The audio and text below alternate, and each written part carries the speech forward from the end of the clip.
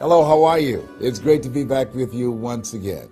You know, as we begin to think about goals and dreams, Paul and I are going to cause you to look at and revisit a variety of things that we talk about. Why? Because faith comes by hearing and hearing and hearing in different ways and different approaches and different strategies to get underneath the stuff that's been put on us by life. And I want you really right now, once again, to start thinking about your goals and about your dreams.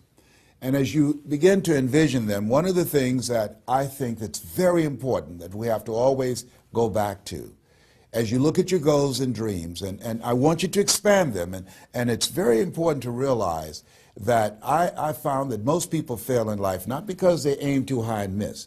Most people fail in life because they did just like I did for so many years. They aimed too low and hit. They didn't believe in themselves.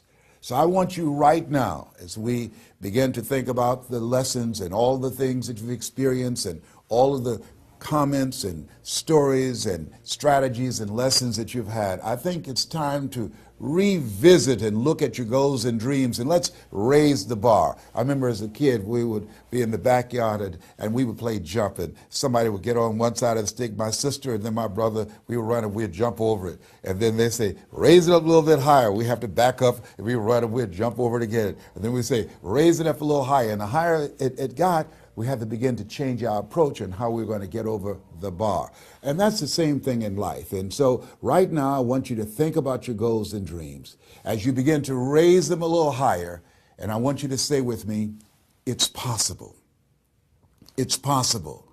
You know, the easiest thing that I do is speak and train people how to speak. Go into prisons and juvenile detention centers and to high schools and colleges. Speak before thousands of people. I can do that in my sleep. Let me share with you the most difficult thing I've ever done in my life. And it took me years to do. And that was to believe that it was possible. To believe that I can do it.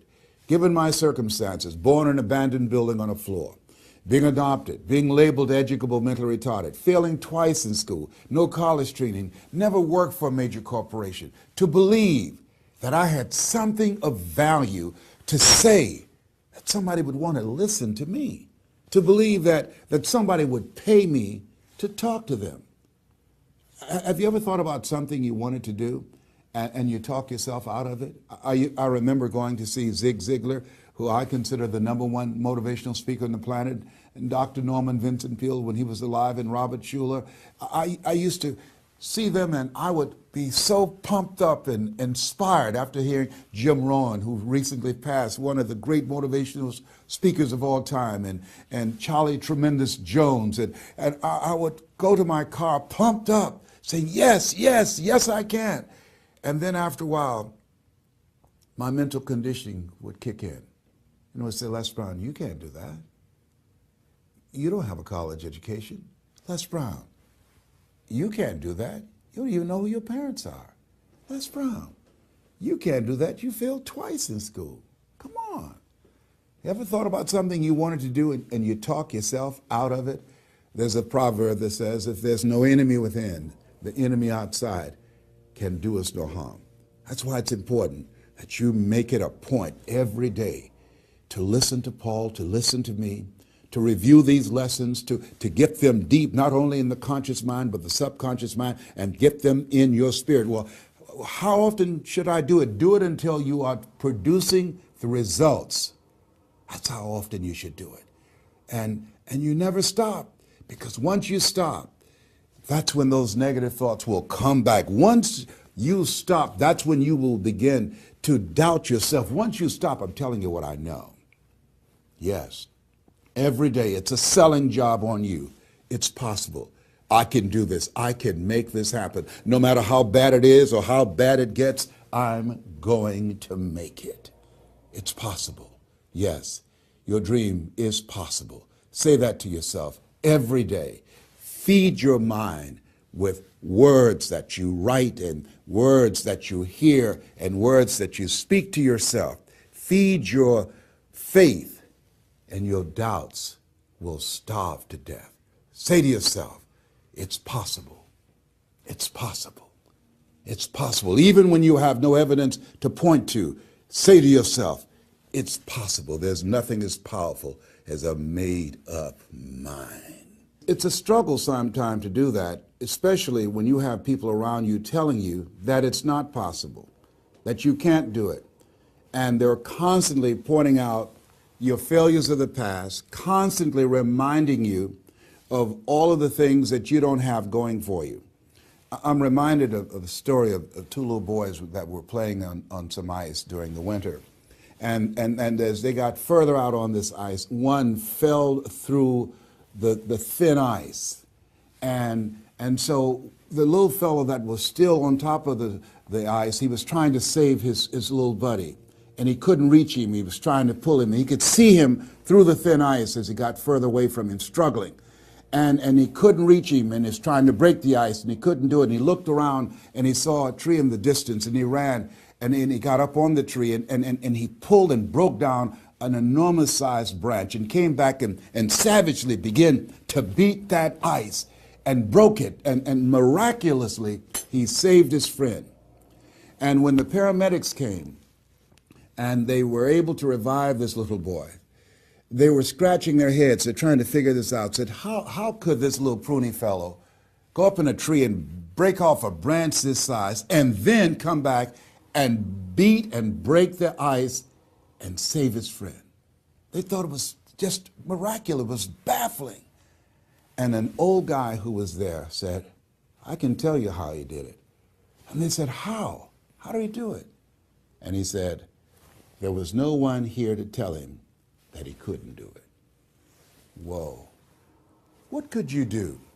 What could I do? What could all of us do if we did not have the naysayers in our lives? That we believed naively, like that little boy, that it was possible. What would you do if failure was not on the table? Do you realize that 87% of people allow the fear of failure to outweigh their desire to succeed because they've been convinced by the evidence, by being practical, by being logical, by being realistic. I did that. Leslie, yes. You're going to speak for corporations, yes. Leslie, do they have a college education? Yes. Do you? Wesley, you know that I don't have a college education. Leslie, are these people experienced? Yes. Are there people with PhDs and MBAs that they could choose rather than choose you? Yes. So you don't have a college education. You have no experience. You're talking about becoming a speaker, and they're going to reach over people with PhDs and MBAs and years of experience and choose you. Are you being realistic? Come on, Leslie. Come on, Leslie. You can't do this. My brother, he's a wonderful person. And he constantly reminded me that I couldn't do what I'm doing now. But that really wasn't the bad part. The real bad part was I convinced myself that I couldn't do it.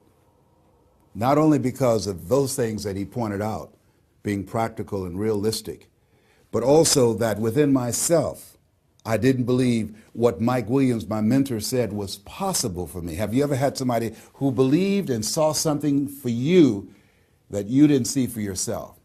And here's how I escaped that. I discovered that sometimes you have to believe in somebody's belief in you until your belief kicks in. So here's what I am believing for you.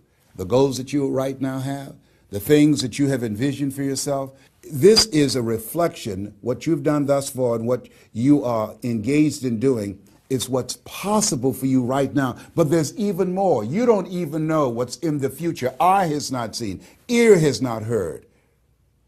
If you believe in yourself, if you constantly remind yourself after every defeat, after every setback, every time you get knocked down, I've got a saying, if life knocks you down, try and land on your back, because if you can look up, you can get up. See, a lot of people, because of failure, they stop believing. Let me share something with you. You will fail your way to success. Yes. 8 out of 10 millionaires have been financially bankrupt. You will fail your way to success.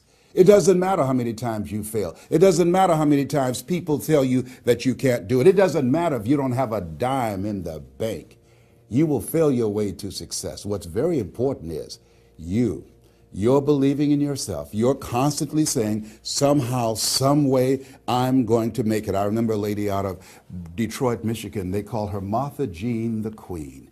And she had a motivational message she gave all the time on the radio. And the question she would ask was, do you really want to win? Do you really want to win? And she said, if you really want to win in life, you've got to believe in yourself when no one else does. You've got to believe in yourself. See, it's easy to believe in yourself and to have faith if you have a good bill of health, if your relationship is working out fine, if you have money in the bank, if you have a secure job, if your mortgage note is paid current, if the children are acting like they have good sense. It's easy. If you go to a doctor, they say, oh, you're doing real good, I'll see you next year. It's easy to have faith then. Let me tell you when it's really tough to have faith. When you lose your job, when you lose your retirement, when you go to the doctor and they look at you and say, you have cancer. Cancer is the most feared word in 7 different languages. That's when it's tough to have faith then. And that's when you need to call on your faith then. They said faith is the oil that takes the friction out of living. That's when you need to believe in yourself then and judge not according to appearances and say to yourself, it's possible. It's possible. I can make it. It's possible. I'm going to get through this. It's possible. I'm not going to allow this to get the best of me. Yeah. I don't know what you're up against. I don't know what you're facing, but here's what I do know. You've got something special. You've got greatness in you. And I know it's possible that you can live your dream.